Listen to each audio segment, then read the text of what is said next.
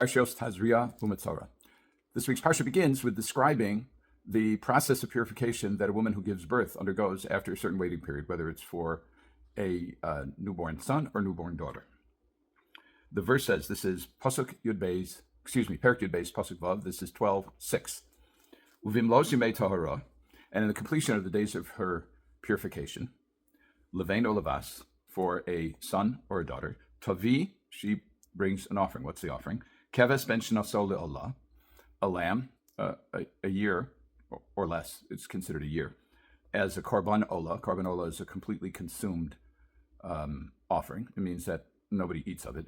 It goes completely burned on the mizbeach, on the altar. Uvenyona o tor lechatos, or a pigeon or a dove, some say a turtle dove, as a korban chatos. El Pesach Ol Moed, to the opening of the Ohel Moed, the Mishkan, El Kohen, to the Kohen. So we see that a Yoledes, a woman who has given birth, must bring two offerings, a korban olah and a korban chatas. So this raises a question. Typically, an olah is not entirely clear. It could be, an olah could be because of hirhure avera, could be because somebody contemplates sin, or could be as an adava, as an offering, as a free will offering. But chatas is generally, requires some explanation to render this consistently, but a chatas, as its name implies, is usually brought in the wake of chet, in the wake of sin. So the question arises, and is recorded in many rabbinic sources, in the Gemara Niddah Daf Lamed Aleph, in Tanchuma, and other places, that the students of Rabbi Shimon Bar Yochai asked him, why does a Yoledes, why does a new mother, a mother who has just given birth, why does she have to bring a korban? Implicit in this is, what's she guilty of that she needs to bring a korban?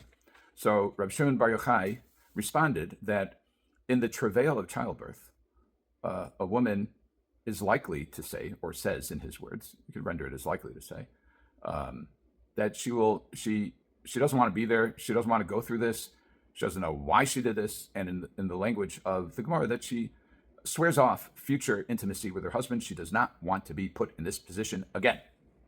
Now this is not an uncommon response to people who are in very difficult situations. Why did I choose this? Why did I say I would do this? Why did I choose this career? But we see from Rabbi Shimon Bar Yochai that it is perhaps even presumed that a woman is going to express, or at least think of, some measure of regret for having gotten herself into this situation, and a resolve not to repeat it.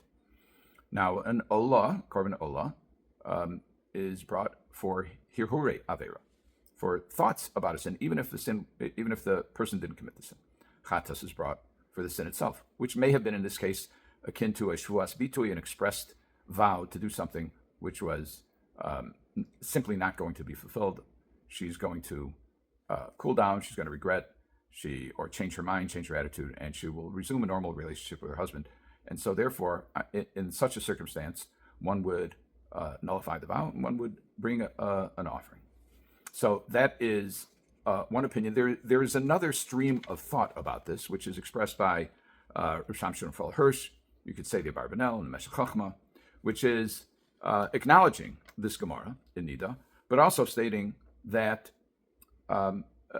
there is a notion of getting close to God. It's not exactly a korban toda, which is a thanksgiving, but rather one of rededication of oneself to the Almighty.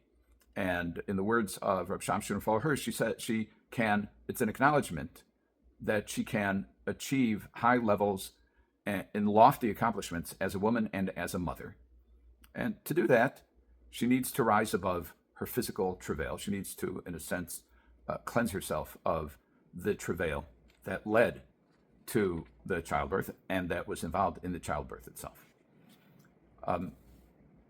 You might also point out that there is a parallel between the type of offering that a Yoledes brings, which is a korban olah and a korban chatos. And where have we seen this? We saw this in Parshas Shmini. What does Parshas Shmini starts with? Shmini is the 8th day of the Miluim. Now, the Torah doesn't use the word Miluim, although it does use here, Ubimlos Yimei Tahara, in the completion of the days of her purification. And in Parshas Shmini, the Torah says, and this is in Perek Tes, Pasuk, Psukim Beis and Gimel, I believe, that's 9, 2 and 3. Vayomer el Aaron, kach lecha egel ben bakar lechatas, ayol le'olah. Take yourself a calf for a korban chatas, a sin offering, and an olav, and a ram for an olav. They're not identical animals, but they are identical korbanos in the sense of the category of korban. And that is for himself. And then he says, the Torah says, "Ve'el b'nei Yisrael tedaber." This is now Pasuk Gimel, verse 3. Lemor, and say to the children of Israel, "Kachu se'iri zim l'chatos ve'egel v'keves b'nei shana tamimim la'olah." Also for the people, a korban chatos and korban olah. And the Torah continues and says, and now this is in Pasuk Zayin, again in Parates. Moshe says to Aaron, approach the altar, bring your, or perform your chatos and your olah, v'chaper ba'adcha, and achieve atonement for yourself, u'ba'ad ha'am, and for the people, va'aseh es korban ha'am v'chaper ba'adam, and bring the korbanos, which is the chatos and the olah, for kapara, for atonement, for the people as well. What do we see from this? Well, this was at the dedication of the Beis HaMikdash. Here we have a dedication of motherhood for this child. And this is a chinuch, if you will. This is a dedication, an orientation, in order to begin any lofty goal, any lofty enterprise, such as the beginning of the service in the Mishkan, or the beginning of raising a child.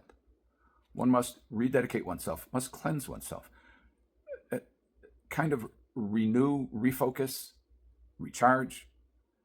And this is not, I believe, inconsistent with what the Gemara observes, or at least Shimon Bar Yochai, which is that whether it's that expression of regret that a woman has in the pains, in the throes of labor, that she regrets having gotten into the situation and swears off ever being intimate with her husband again, or any other type of ambivalence about the enterprise.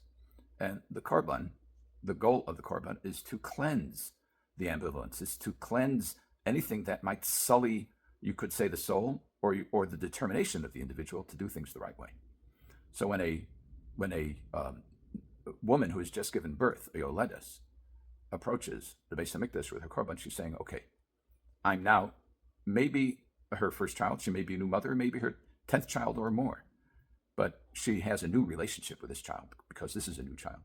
And she's rededicating herself to HaKadosh Baruch Hu and to the mission of raising a child, al taras HaKadosh, raising a child in as pure a way as possible, and to bring that child, bring herself and her child as close to Hashem as possible.